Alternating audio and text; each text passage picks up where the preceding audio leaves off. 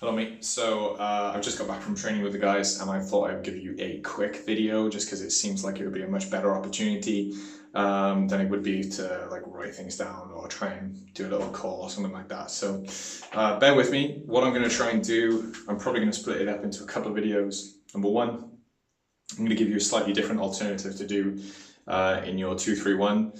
Number two, I'm going to invert the 2-3-1 so you actually end up with a 1-3-2 so that you have similar positions but reversed, so hopefully your guys can get used to it a bit quick.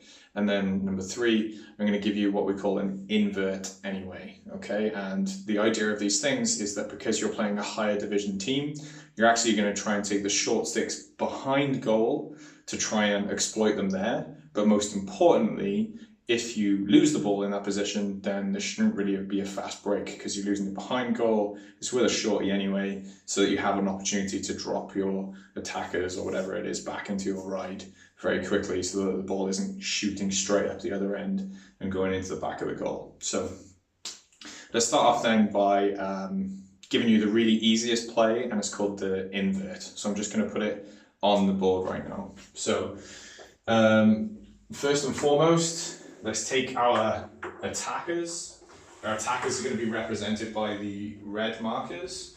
And what we want to do when we get up into our 2-3-1, okay, so normally you would be in this position, I imagine. What we're going to do, this represents the ball. Hopefully this guy has got now a short stick defender on him. If he has, we're going to call invert, okay? So you can call invert on the field. And what that's going to mean is this guy is now going to run to the back around the outside. If there's anyone in front of him, and this is really important, if there's anyone in front of him, they're going to cut away. So for example, this guy is going to cut through to the crease and allow him to run around. If he doesn't do that, then as he runs around, if he tries to run around on the outside, if this guy here has a long pole on him, they could just call switch, and now you carry the long pole round to the back instead of the short stick, and that's really what we want to do. So number one is make sure everyone cuts through so that you end up in a situation where you carry round the short stick to the back. At the same time, whoever has got the other short stick, normally there'll be two short stick defenders in this situation, then you also want to get to the back. Same procedure. Let's say it's this guy. We want our man here to cut through, who probably has a long pole. We have our guy here who's got a long pole, he's going to cut through. And this guy here is going to run with his short stick to the backside. What that means is we've now got two short stick defenders, 1, 2. We've got two short stick attackers, of course, on the backside. More often than not, they're going to be midfielders. Okay, so now we have a situation where we've got these guys here, who are all attackers and probably one midfielder, and then we've got two short sticks at the back who are able to exploit the fact that there are two short stick defenders. So going from here, what we want to do is make sure first and foremost these guys get nice and high. So you can see here I've got the girls markings on here. I use this all the time for coaching the girls. So this is actually a really good opportunity to take this. It's what we call high crease, okay? So they're almost like they were playing an outside position, almost as far out as you would be on your regular 2-3-1, but you're all playing together in a bunch here. Now, what's going to happen is this. The idea is we've created a lot of room between the defenders who are the slides and these defenders who are now short sticks, and we're leaving them alone on an island. Okay, so what that means is, let's say we can pass the ball here. This guy's a strong right hand, as I imagine most of your guys are. They can now come in and try and dodge around without having to worry about a really quick slide. Okay. Another thing we can do in this formation is look for feeds, and the way in which we do that is with these guys up here, they're actually going to be picking and cutting for one another in a short space, and they're going to do something called a J cut. Okay, so a J cut looks like this. Someone will actually run down and come out in what looks like a J formation, okay, or an upside down J. This would be an actual J, of course, but now they look like they're going in an upside down J formation. So when someone picks or moves, we're going to have like a little pick here. Someone's going to come down, come around, and then come on out. And the entire time, the most important thing for this particular part, for these guys up top, is that as they sprint down, go sideways, and then come out, for the whole movement down, sideways, and for the first couple of steps towards out, they're going to keep their shoulders towards the ball, okay, and their eyes towards the ball. So let's say the black dots are a defender, okay, so we're going to have 4 defenders up here.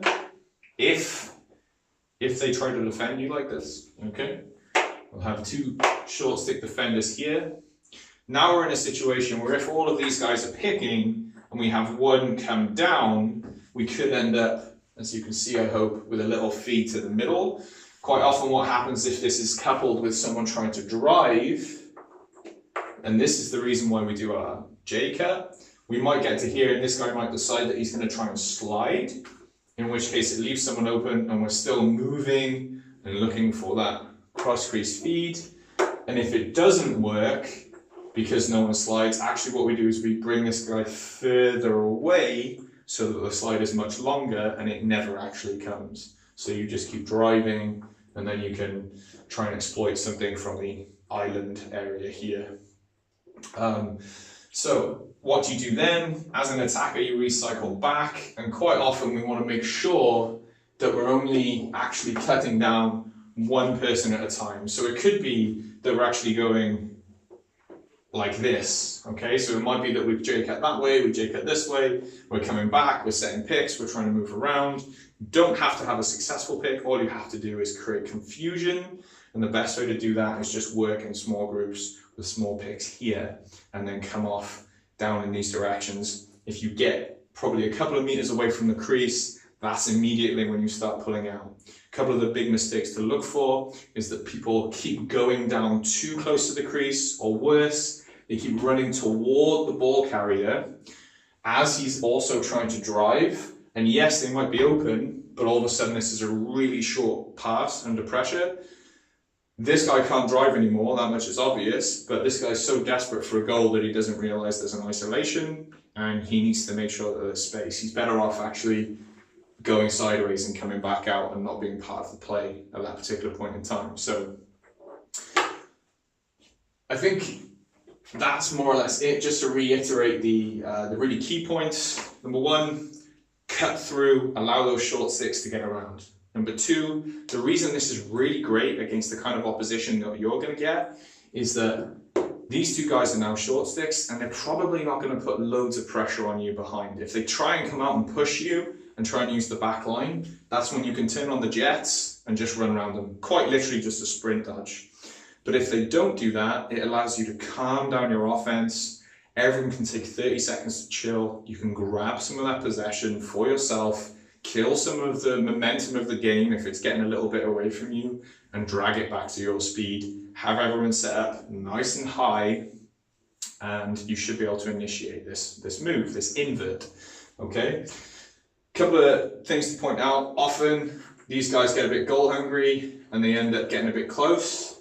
So we're now ended up on low crease. If they do that, or if they end up a bit staggered like this, it's not going to work because the slides are not only going to be smaller, but these guys are not going to be tearing down and getting open. In fact, they haven't really got anywhere to cut into. So most importantly, they've got to use that space. And if you train at an area in Enschede, which I think you do, where you have these lines, they're perfect. You want your guys in between this 11 and 15. You want them in that area and then cutting down into the 11 space. So that works very well. I think I've iterated all points there. There's one last thing that I haven't talked about. If your guys are used to doing picks, on-ball picks, this is a perfect opportunity for you to work a 2-man game behind. Okay, so if I've got my guy with the ball here, he might actually try to run around this side, bringing his defender, and we might have someone coming to set a pick here to come off, okay, and now potentially both defenders go with him, and we've got a little look back to go this side, or no defenders go with him, and you can keep coming around, or they make a little adjustment, and they can just go back to where they were before. The very last point I'm going to say, and the biggest point that you have to hit home to your guys, is that only take the 80% plus chances. When you first start running this play, they're going to want to feed the middle to anyone who gives half a step open. If they're driving and they get beyond goal line extended here, they're going to think at all costs they have to shoot. They don't. If they get here and they don't feel like they've got a good angle, eject, come back out. That short stick's never going to take the ball off you. Come back out, get set back up. If someone's running down and they've got someone on them, and it's kind of like a 50-50 chance, don't pass the ball. Say, okay, next time, have a little bit of discipline. That's the key to this. It's definitely the key to you winning this game, okay? And we'll reiterate it in the other videos, but this one, really important.